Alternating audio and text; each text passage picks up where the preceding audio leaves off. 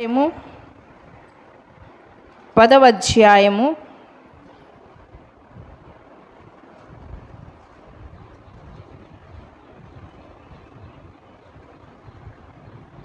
36వ వచనాన్ని ఒక్కసారి చూసుకుందాం. చాలు. ఏమంటండి?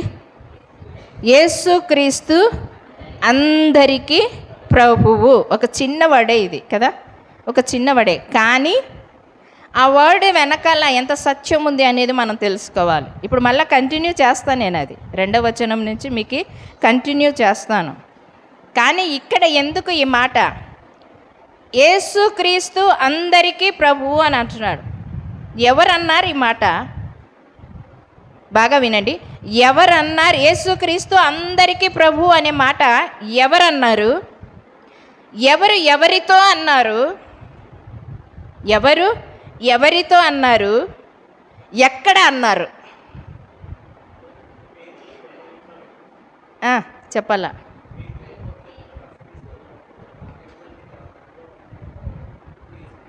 పేతురు చెప్పారు. ఏమని? యేసుక్రీస్తు అందరికీ ప్రభు అని. ఎవరికి చెప్పారు? కొర్నేలికి చెప్పారు. ఎక్కడ చెప్పారు? అట్లా అనకూడదు మనం. అదే పప్పుల కాలేయడం అంటే కదా. మనం వాళ్ళ ఇంటిలోనే అన్నారు, అర్థమే మార్కులు వచ్చేది మీకు. వాళ్ళ ఇంటిలోనే అన్నారు, కానీ ఎక్కడన్నారు అని అన్నాను.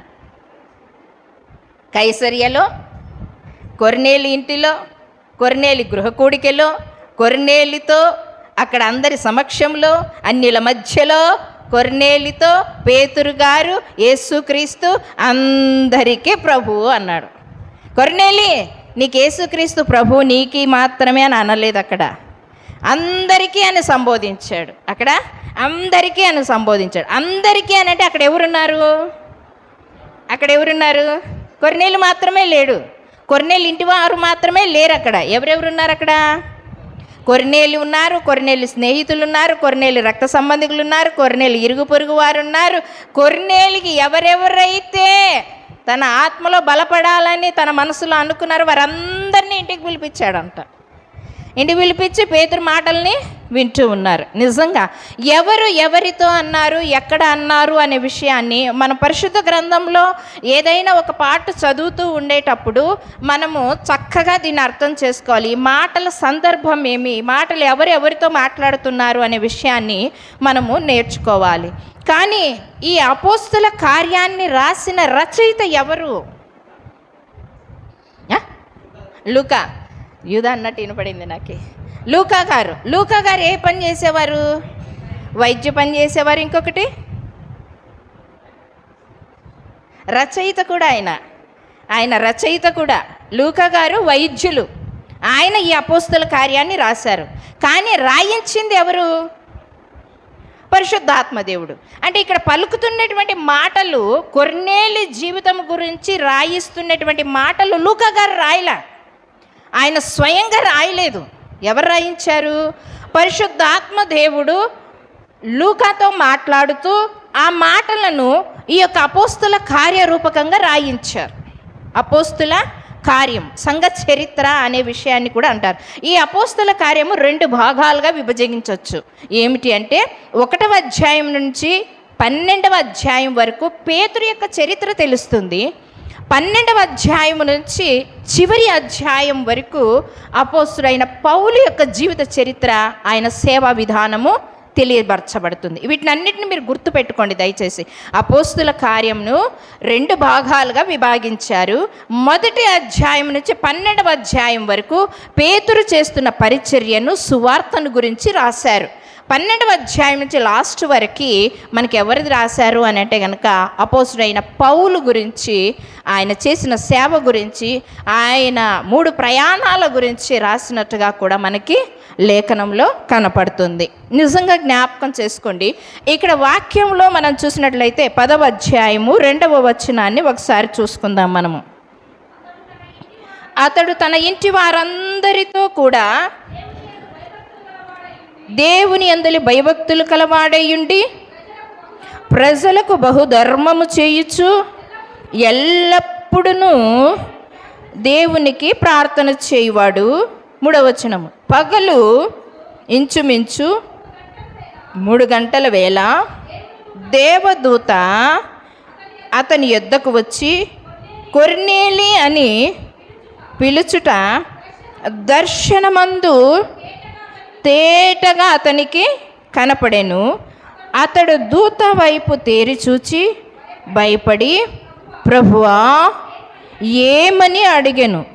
అందుకు దూత, నీ ప్రార్థనలను నీ ధర్మ కార్యములను దేవుని సన్నిధికి జ్ఞాపకార్థముగా చేరినవి. ఏమంటండి? నీ ప్రార్థనలు నీ ధర్మ కార్యములు ఎక్కడికి చేరినాయంట?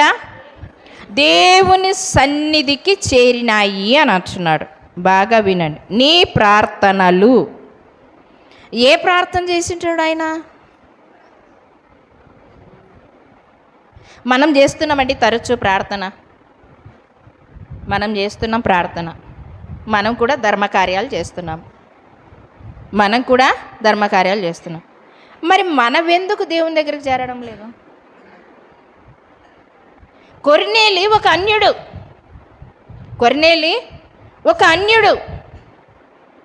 అన్యుడు అయినప్పటికీ యూదులకి ఒక ఆచారం ఉంది. ఏమని? అన్యునితో సహవాసం చేయకూడదు, అన్యునితో కలిసి తిరగకూడదు, అన్యుడు నడిచే జాడ నడచకూడదు. అన్యులను వాళ్ళు ఏం చూస్తారంటే కుక్కలతో సమానంగా చూస్తారు. అందుకే మత్తయి రాసిన సువార్త 15వ అధ్యాయం 21వ వచనంలో చూసినట్లయితే అక్కడ కానాను స్త్రీతో ప్రభువారు ఒక మాట మాట్లాడుతున్నారు కదా. ఇజ్రాయేలీలైనటువంటి పిల్లలకు చెందవలసినటువంటి రొట్టె ముక్కలను ఎవరికేమంటాడు? కుక్క పిల్లలకు వేయుట యుక్తము కాదు అని అంటున్నాడు. కుక్క పిల్లల్ని ఎవరితో పోల్చాడు? అన్యురాలైనటువంటి కానాను స్త్రీతో పోల్చాడు. అన్యురాలైనటువంటి కానాను స్త్రీని పోల్చినట్టుగా మనం చూస్తున్నాం. అన్యులతో సహవాసం చేయదు. అందుకే సమరయ స్త్రీ దగ్గరికి కూడా, యాకోబు బావి దగ్గరికి యేసు ప్రభు వారు దాహం కోసం వచ్చినప్పుడు అక్కడ అనుతున్నాడు, అయ్యా మీకు మాకు సరికాదే కదా, మీకు మాకు సరికాదే, మేము సమరయులము, నీవైతే యూదుడు అయ్యా, నీవు యూదుడువు, మీకు మాకు పొందే అంటే మేమిచ్చే నీళ్ళు తాగవు కదా నువ్వు, మేమిచ్చే నీళ్ళు ముట్టవు కదా నువ్వు, మేమిచ్చే నీళ్ళు తాకవు కదా మేము అపవిత్రులం కదయ్యా, నీవు పవిత్రుడు. యూదులంటే పవిత్రులుగా భావించేవారు. అందుకే ఇక్కడ కొర్నేలి ఒక యూదుడు, యూదుడు కాదు అన్యుడు. ఈ అన్యుడైనటువంటి ఈయన ప్రభువును తెలుసుకొని రోమా చట్టము కింద ఉన్నటువంటి ఇటలీ పటాలములో ఆయన ఒక శతాధిపతిగా ఉన్నటువంటి వ్యక్తి. అధిపతులు 3 ఉంటాయి. అధిపతులు 3 ఉంటాయి. నంబర్ 1 సహస్రాధిపతి, శతాధిపతి, ఇంకొకటి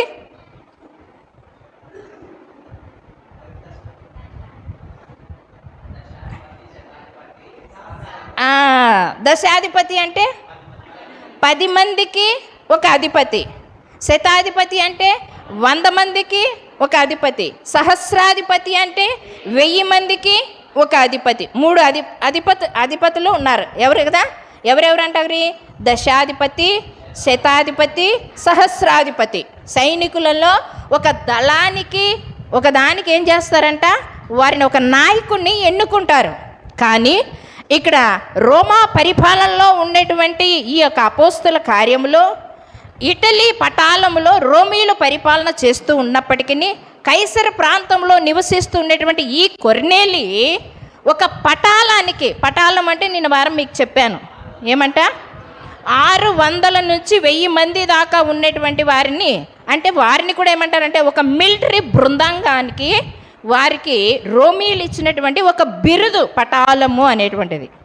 పటాలం అనేటువంటిది రోమీలు ఇచ్చినటువంటి బిరుదు. అది ఆ బిరుదే ఈయనకి కొర్నేలికి ఆ పటాలము అనేటువంటి బిరుదు. ఆ పటాలానికి శతాధిపతిగా ఈయన ఉన్నాడు.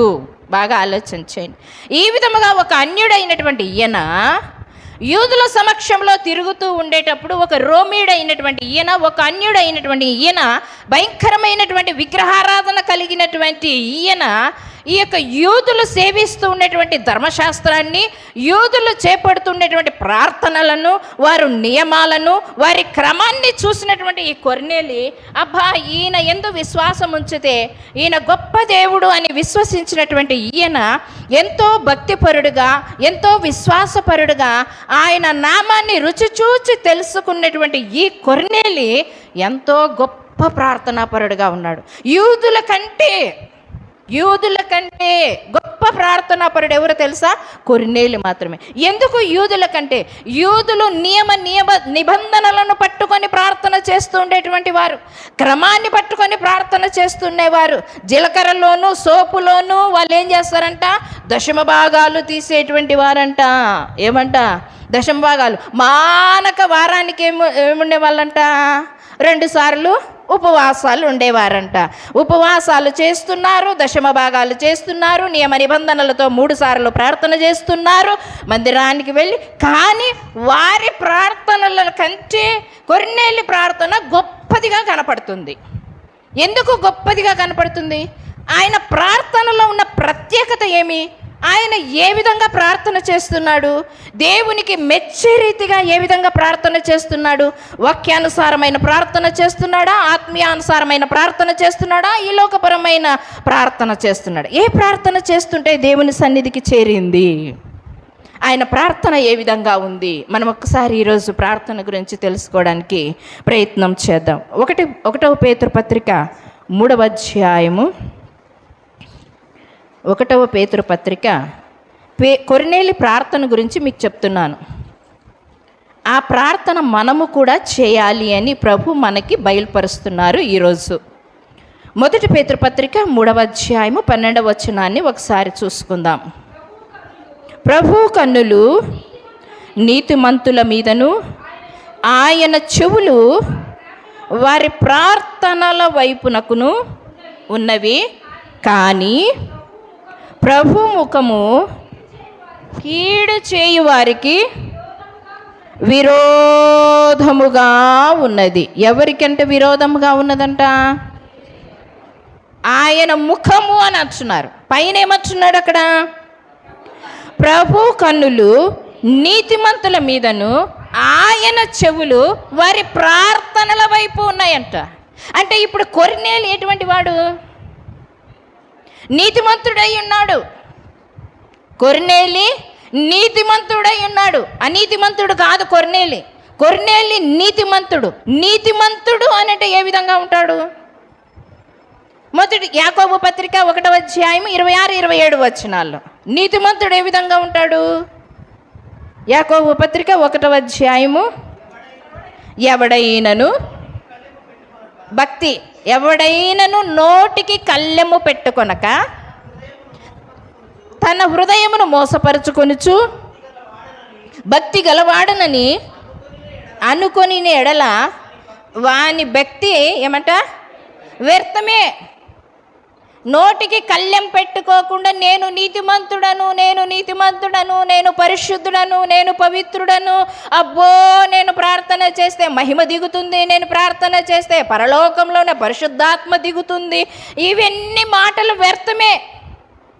ఎందుకు వ్యర్థము అని అంటున్నాడు? మొదట నీ నోటికి ఏం చేయాలంట? కళ్ళెం పెట్టుకోవాలి. అంతకంటే మొదటగా ఏ దానికి కళ్ళెం పెట్టుకోవాలంట? హృదయానికి కళ్ళెం పెట్టుకోవాలి. మత్తయి రాసిన సువార్త 12వ అధ్యాయంలో అంటాడు కదా, హృదయము నిండి ఉన్న దానిని బట్టి నోరు ఏం చేస్తుందంట? మాట్లాడుతుంది. హృదయము నిండి ఉన్న దాన్ని బట్టి నోరు మాట్లాడుతుంది. కనుక మొదట నీ హృదయానికి కళ్ళెం వేసుకో, మొదట నీ హృదయానికి కంచె వేసుకో, రెండవది తర్వాత నీ నాలుకకు వేసుకో. అప్పుడు నీ భక్తి ఏమవుతుంది? నీతిమంతుల భక్తి అవుతుంది, నీతిమంతుల ప్రార్థన అవుతుంది. అందుకే అంటున్నాడు, నీతిమంతులు ప్రార్థన చేసినప్పుడు ఆయన చెవులు, ఆయన కను దృష్టి వారి మీద ఉంటుందంట. ఇప్పుడు యూదులు నీతిమంతులా? కొర్నేలి నీతిమంతుడా? వాక్యానుసారంగా మనం ఆలోచన చేస్తే కొర్నేలి, యూదులు నీతిమంతులైతే కనుక యూదుల దగ్గరికి దేవదూతను పంపించేవాడు. కానీ ఇక్కడ కొర్నేలి దగ్గరికి యెహోవా దేవుడే తన దూతను కొర్నేలి దగ్గరికి పంపించాడు అని అంటే నీ ప్రార్థనలు, నీ ధర్మ కార్యాలు అని అంటున్నాడు. మరి నీతిమంతుడైనటువంటి ఈ కొర్నేలి ఏ విధంగా ప్రార్థన చేశాడు? మత్తయి రాసిన సువార్త 6వ అధ్యాయం 3వ వచనము.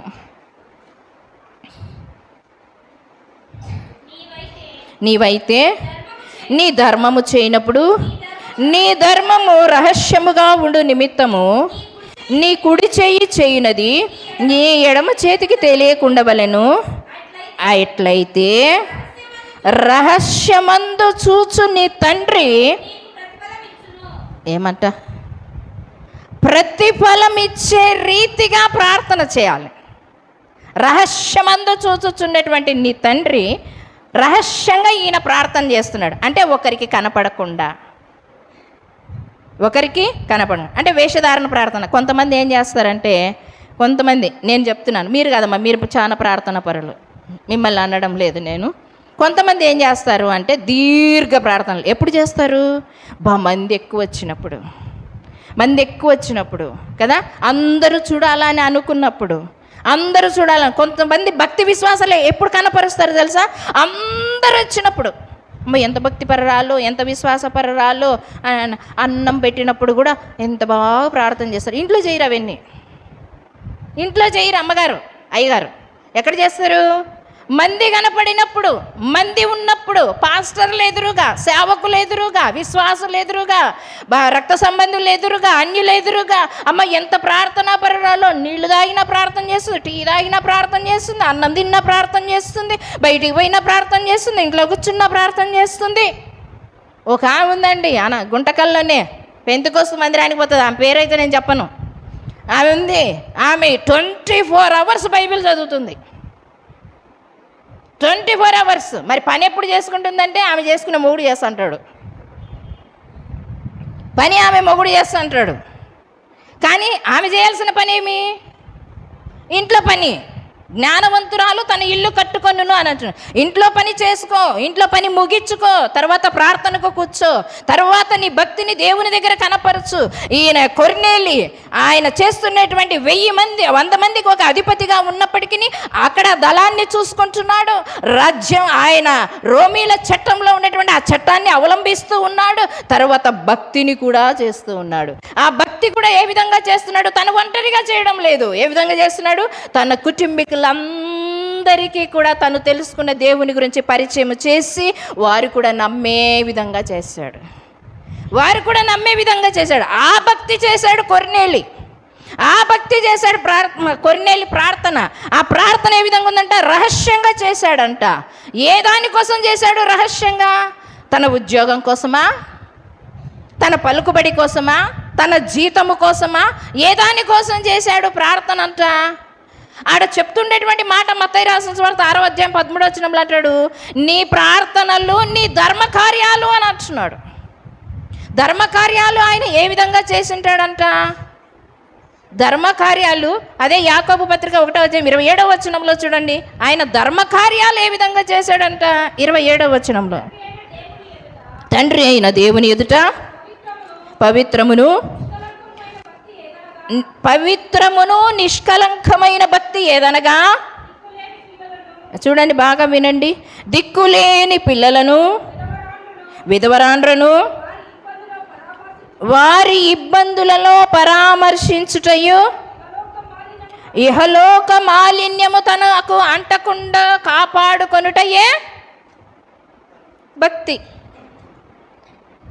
ధర్మకార్యం అంటే ఏంది? ఇచ్చిన తర్వాత ఆశించకుండా ఉండేదాన్ని ధర్మకార్యము అని అంటారు. ఇచ్చిన దాన్ని ఎంత అన్నా కానీ ఈయన ధర్మకార్యం ఏ విధంగా చేశాడంట? కుడి చేతితో చేసిండేది ఎడమ చేతికి కూడా తెలియకుండా చేశాడంట. అంటే చేతులకే తెలియకుండా చేసి ఉంటాడంటే మనుషులకు తెలిసే విధంగా చేసి ఉంటాడా? మనుషులకు చేసే విధంగా తెలిసిందా? లేదు. ఒక్క మనిషికి కూడా చెప్పలేదు. ఇంట్లో భార్యకు చెప్పలేదు, పిల్లలకు చెప్పలేదు. ఎవరు చెప్పలేదంట? కేవలము తనకి తన దేవునికి మాత్రమే తెలిసింది. కానీ ఎవరికైతే ధర్మం చేశాడో, ఎవరికైతే సహాయం చేశాడో, ఈయన ఎవరికి చేశాడంట? తిరిగి ఇవ్వలేని వారికి సహాయం చేశాడంట. తిరిగి ఇవ్వలేని వారికి. తిరిగి ఇవ్వలేని వారు ఎవరంటే ఇక్కడ అనాథలు, దిక్కులేని పిల్లలు విధవరాండ్రకి చేశాడంట. ఎవరంట వాళ్ళు? అనాథలు. అనాథలు అంటే తల్లిదండ్రి లేనివారు. దిక్కులేని పిల్లలు అంటే ఎవరు? తల్లిదండ్రులు లేని పిల్లలు. విధవరాండ్ర ఎవరు అని అంటే తల్లి తండ్రి ఉన్నటువంటి వారు, ఎవరో ఒకరు ఉన్నటువంటి వారు. ఈ విధంగా ఎవరు చేస్తున్నారంట? కొర్నేలి చేస్తున్నాడు. ఈయనలో వేషధారణ ప్రార్థన లేదు, ఈ ధర్మకార్యము కూడా వేషధారణగా లేదు, నీతిమంతుని ప్రార్థన అయి ఉన్నది. సామెతల గ్రంథంలో కూడా అంటాడు, 15వ అధ్యాయం 29వ వచనంలో చూడండి. 15వ అధ్యాయం సామెతల గ్రంథం 15:29. భక్తిహీనులకు 2వ వచనంలో చూడమ్మది, నీతిమంతుల ప్రార్థన ఆయన అంగీకరి. మరి మన ప్రార్థనలు ఎందుకు ఆలకించడం లేదమ్మా? మనం క్వశ్చన్ వేసుకుందామా వద్దా? యోహాను రాసిన సువార్త 9వ అధ్యాయం 31వ వచనం, మన ప్రార్థన ఎందుకు ఆలకించుకున్నాడు అంటే నేను వాక్యానుసారంగా చెప్తున్నా, మళ్ళీ మీరు అపార్థాలు చేసుకోవద్దండి, ఏదైనా కానీ అపార్థాలకు తారి తీసుకోవద్దండి. యోహాను రాసిన సువార్త 9వ అధ్యాయం 31వ వచనము, దేవుడు ఎవరు మనవి అంట? 9వ అధ్యాయం 31వ వచనం అందరు చదవాలా, అందరు చదవండి.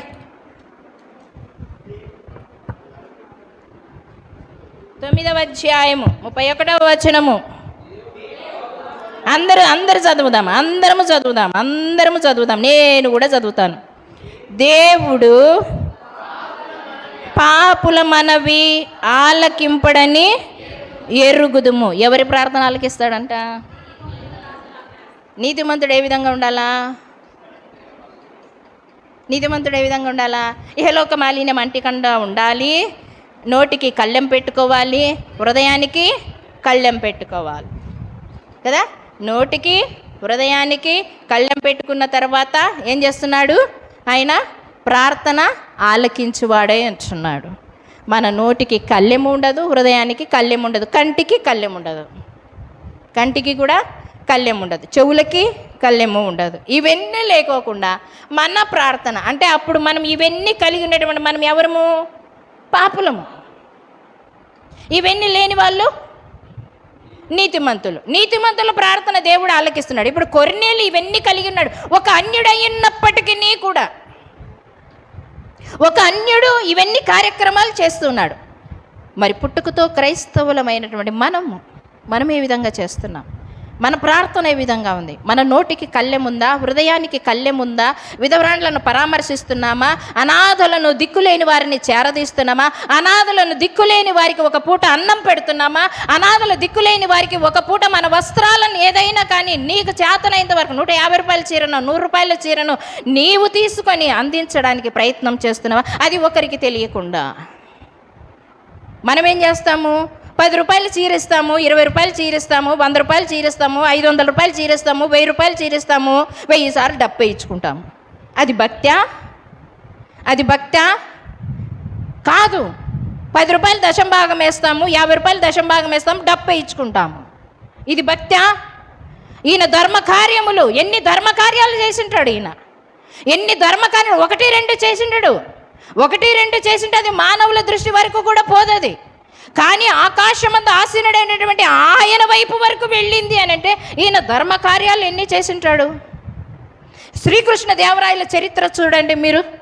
శ్రీకృష్ణ దేవరాయల చరిత్ర కనుక మనం చూసినట్లయితే అక్కడ తెనాలి రామకృష్ణ శ్రీకృష్ణ దేవరాయలకి ఆయన సలహాదారుడిగా ఉంటాడు కదా, సలహాదారుడిగా ఉంటాడు. కానీ ఈ శ్రీకృష్ణ దేవరాయల యొక్క సలహాను విన్నటువంటి ఈ శ్రీకృష్ణ దేవరాయలు, తెనాలి రామకృష్ణ చెప్పేటువంటి సలహాలను విన్నటువంటి శ్రీకృష్ణ దేవరాయలు ఏం చేస్తాడంటే ప్రతిసారి అక్కడ చిక్కు ప్రశ్నలు ఉన్నప్పటికీ కూడా ఆ ప్రశ్నలకన్నిటికీ సమాధానంగా ముళ్ళు విప్పుతాడు తెనాలి రామకృష్ణ. ఆ తెనాలి రామకృష్ణకి ఏం చేస్తారో తెలిసిన, ఈ రాజు గొప్ప గొప్ప బహుమానాలు ఇస్తాడు. ఒకసారి అయితే ఒక చిక్కుముడి విప్పినప్పుడు ఎన్నో వేల నాణాలు ఇస్తాడు, లక్షల నాణాలు ఇస్తాడు. ఆ నాణాలన్నిటినీ మోయలేక ఇంటికి మోసుకొని వెళతారు. కానీ భార్య తల్లి మాత్రం ఎంతో సంతోషిస్తారు. ఎంతో సంతోషించి వారి ఒక గదిలోనికి వెళ్ళి ఆ ధాన్యాన్ని, ఆ యొక్క నాణ్యాలను చూసినటువంటి వీరు లెక్కలు వేసుకుంటారు. గదిలోనికి వెళ్ళి ఆ ఇల్లు కట్టుకుందామా, ఆ స్థలం కొనుక్కుందామా, అది చేసుకుందామా, ఇది చేసుకుందామా అని ఇంత లిస్టు రాస్తారు. ఫారెన్లో బాత్రూమ్కి టిష్యూలు వాడతారు, రోలు. ఆ రోల్ అంత లిస్టు రాసింటారు వీళ్ళు. లిస్టు రాసుకుంటూ కూర్చుంటారు ఆ రూమ్లో. ఈయన ఏం చేసింటాడో తెలుసా? ఈయన తెనాలి రామకృష్ణ ఏం చేసింటాడో తెలిసిన? ఆ ధనాన్నంతా ఊరి బయటికి తీసుకొని పోయి ఏమీ లేని పేదవాళ్ళకంతా చేతికి వచ్చిండేదంతా ఇచ్చేస్తా అంటాడు. మొత్తం ఇచ్చి గిన్నెలో ఒకటి పట్టుకొచ్చింటాడు వీడికి. వీళ్ళు చూస్తే తల్లి భార్య తీసుకొని వచ్చి, ఏంది రాస్తున్నారు మీరు అని అంటే, ఆ ధాన్యము రాజు ఇచ్చాడు కదా, శ్రీకృష్ణదేవరాయలు గారు ఇచ్చారు కదా, ధాన్యాన్ని అంతా, దాని యొక్క నాణ్యాలన్నింటినీ మనం ఏ విధంగా వాడుకోవాలో లిస్ట్ అంతా మేము ఇచ్చాము అంట. అప్పుడు తెనాలి రామకృష్ణ అంటాడు, ఒక మాట అంటాడు, అది మనది కాదు, అది మనది కాదు. రాజు నాకు ఇచ్చాడు, కానీ అది నాది కాదు. నేను వాడుకోవడానికి యోగ్యుడని కాదు, నేను అర్హుడను కాదు. ఒక్క నాణ్యము కూడా లేని వారు ఎంతోమంది ప్రజలు ఉన్నారు. ఒక్క పూట ఆహారం లేని వారు ఎంతోమంది ప్రజలు ఉన్నారు. కానీ రాజు మనకు బట్ట ఇచ్చాడు, నీడ ఉండడానికి ఇల్లు ఇచ్చాడు, తగిన సహాయంలో 3 పూటల భోజనాన్ని అన్నీ సప్లై చేస్తున్నాడు. వెన్న కాడ నుంచి మీకు సప్లై చేస్తున్నాడు. మనకి ఏం కొదువ ఉందని ఈ యొక్క ధనాన్ని మనం పెట్టుకోవాలి. కనుక అది లేని వాళ్ళకి నేను అంతా సహాయం చేశాను అన్నప్పుడు తల్లి దగ్గర ఒక కర్ర ఉంటుంది, ఆ కర్రను తీసుకొని చితకబాదుతుంది తెనాలి రామకృష్ణ. ఆ బాధనైనా అనుభవించాడు, కానీ నేను మాత్రం రాజు దగ్గర తీసుకొని వచ్చినటువంటి ధాన్యాన్ని నా ఇంటిలో ఉంచుకో, నా బహుమానాలు నా ఇంటికి ఉంచుకో, నాకు ఇచ్చిన బహుమానం అది. కాబట్టి నేనేం చేశాను, పేదవారికి అంతా సహాయం చేశాను. అందులో తెనాలి రామకృష్ణకు విరోధంగా ఒకడు ఉంటాడు, తాతాచార్యులని. వాడేం చేస్తాడో తెలుసా? ప్రతిదీ రాజా నువ్వు ఇచ్చినటువంటి బహుమానాన్ని జాగ్రత్తగా ఉంచుకోక వీడు తీసుకొని పోయి ఏం చేశాడు, పేదలకంతా ఇచ్చేశాడు. అంటే నువ్వు ఇవ్వలేవా రాజా?